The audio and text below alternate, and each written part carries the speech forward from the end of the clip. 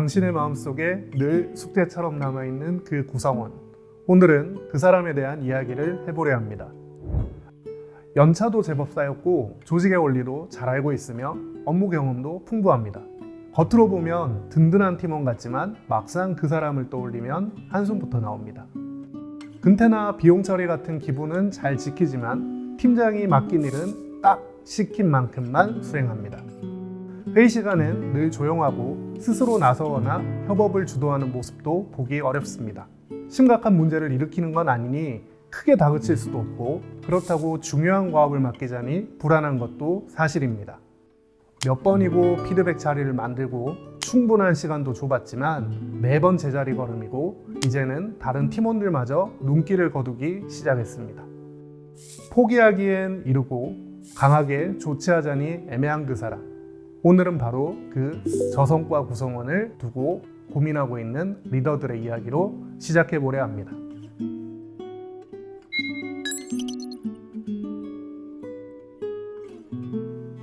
지금 이 순간에도 조직의 성과 창출을 위해 노력하고 계신 리더님들, 전략 방향과 목표를 수립하고 업무를 배분 점검하며 구성원들이 목표를 달성할 수 있게 지원하는 등 조직의 성과 관리를 위해 많은 노력을 기울이고 계실 것입니다.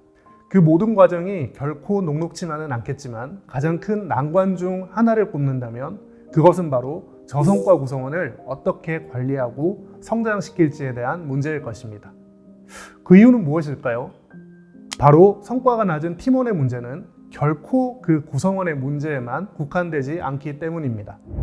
자, 여기 두 개의 팀이 있습니다. 한 팀은 고성과 구성원 1명과 평범한 구성원 4명으로 구성되어 있고 나머지 한 팀은 고성과 구성원 3명과 저성과 구성원 2명으로 구성되어 있습니다. 당신은 어느 팀을 맡고 싶으신가요? 대부분의 리더들은 첫 번째 팀을 선택합니다. 왜일까요? 고성과자가 아무리 많아도 팀 안에 저성과자가 존재하면 팀 전체의 시너지와 효율은 눈에 띄게 떨어지기 때문입니다. 성과를 내는 팀이 한 몸처럼 움직이기 어려워지는 순간 그 힘은 분산되기 시작합니다. 리더는 저성과 구성원이 문제를 일으키더라도 치명적이지 않은 과업들 위주로 배분하게 됩니다. 이로 인해 리더 자신과 나머지 팀원이 난이도와 중요도가 높은 과업 대부분을 맡으면서 팀 전반의 업무 과부하가 커지는 등 불균형의 상태에 빠지게 됩니다. 다른 팀과 구성원의 수는 비슷한데 팀 전반에 걸쳐 업무에 허덕이는 모습이 반복되면 리더는 조직에서 어떤 평가를 받게 될까요? 아마도 조직의 자원을 효과적으로 활용하지 못하는 리더로 비춰지게 될 가능성이 클 것입니다. 나머지 구성원들은 어떨까요? 아마도 이들은 적당히 해도 팀에서 평균 이상의 평가를 받을 수 있는 구조로 인해 치열한 업무 수행 태도를 발휘해야 할 필요성을 느끼기 어려울 것입니다. 또 다른 한편으로는 어렵고 힘든 과업들을 매번 떠안게 되며 조직이나 리더에 대한 불만도 점점 커지게 되겠죠.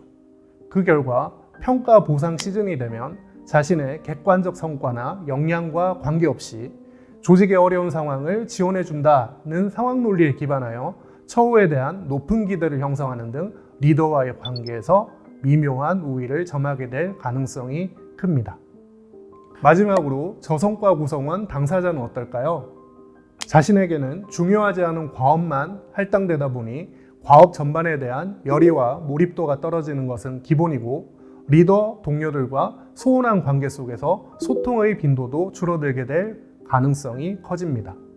이 과정이 지속되면 최대한 오래 버틸 수 있는 방법을 고민하는데 자신의 관심을 집중하는 등 저성과 상태를 개선하기 위한 노력은 약해지게 됩니다.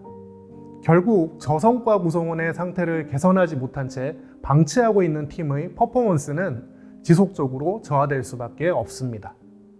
그래서 저성과 문제는 외면하거나 방치해서는 안 되고 리더가 반드시 개선해야 할 조직의 크리티컬한 이슈라는 점을 꼭 기억해야 할 필요가 있습니다.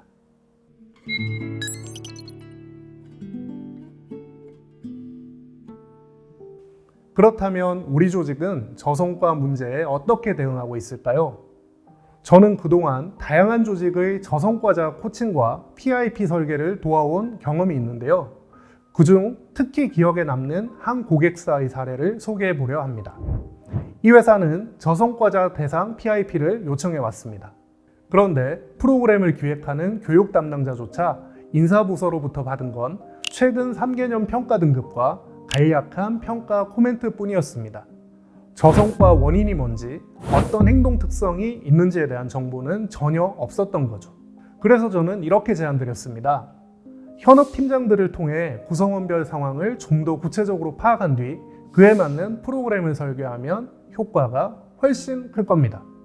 하지만 돌아온 답은 단호했습니다. 현실적으로 어렵습니다. 이유는 이랬습니다. 해당 구성원들은 이미 HR 산하 조직으로 발령이 난 상태였고 이전 팀장들은 바쁜 일정 속에서 사실상 손을 놓은 분위기였습니다. 지금 팀도 벅찬데 이전 구성원 문제까지 들여다보긴 어렵다는 반응이 대부분이었죠. 이 사례는 단지 한 조직의 문제가 아닙니다. 많은 조직이 비슷한 흐름으로 저성과자를 관리하고 있다고 믿지만 실제로는 멀어지게 만들고 있는 것이죠. 저성과자가 조직 내에서 문제로 대두되는 흐름은 대체로 이렇게 흘러갑니다. 한 구성원이 낮은 평가 등급을 받습니다. 이 상황이 반복되면 그는 자연스럽게 저성과자 후보군으로 분류됩니다. 이 초기 단계에서 조직의 대응을 살펴보면 문제의 원인을 정확히 파악하고 그에 맞는 지원을 고민하는 경우는 드뭅니다. 대개는 현업 리더의 평가 결과만을 취합한 뒤 HR에서 관리 항목으로만 분류하는 수준에 그치죠. 극단적으로 표현하면 현업에서는 저성과의 씨앗이 싹트고 있지만 HR은 그 과정을 깊이 들여다보지 않은 채 겉으로 드러난 결과만 받아들이는 셈입니다. 그 결과 현업 리더들도 저성과가 되기 전의 조짐을 예방적으로 관리하거나 지원할 수 있는 기회와 방법을 놓치게 됩니다. 조직 전반의 저성과 관리 체계가 허술해질 수밖에 없는 구조입니다. 시간이 지나면 그 구성원은 결국 저성과자로 확정됩니다. 이때부터 HR의 개입은 훨씬 더 적극적으로 시작되죠. 노무 리스크를 줄이기 위해 절차적 타당성을 확보하려는 움직임, 그리고 여력 있는 조직에서는 PIP를 운영하기도 합니다. 그러나 이 단계의 개입은 대부분 큰 효과를 내지 못합니다. 왜일까요? 각 구성원의 직무와 원인이 모두 다름에도 저성과자라는 동일한 기준으로 묶어 일률적인 방식으로 접근하기 때문입니다. 개인의 원인과 맥락을 무시한 개선 프로그램은 문제 해결보다는 조직 리소스 낭비로 이어질 가능성이 큽니다. 결국 시간이 더 지나면 그 구성원은 원소속 팀에서 떨어져 분리 배치되거나 더 강한 경우 아웃플레이스먼트까지 검토되는 상황으로 이어지기도 합니다. 이 4단계를 통합적으로 보면 초기 단계에서는 HR의 지원이 부족하고 후반 단계에서는 오히려 현업 리더의 참여가 사라지는 아이러니가 발생합니다. 많은 조직들이 저성과자 문제를 다루면서도 HR과 현업 리더 간의 유기적인 협력과 통합적 대응이 부족했던 건 아닐까 되짚어보게 됩니다. 저성과 문제의 원인은 다양합니다. 하지만 가장 먼저 손봐야 할 것은 단 하나, 현업 리더가 성과 관리의 첫 관문이자 주체라는 점을 명확히 인식하고 리더가 그 역할을 제대로 수행할 수 있도록 필요한 관점과 방법론을 조직이 제공해 주는 것입니다. 저성과 문제의 실질적 해답은 HR이 아닌 현업 리더의 손안에 있습니다.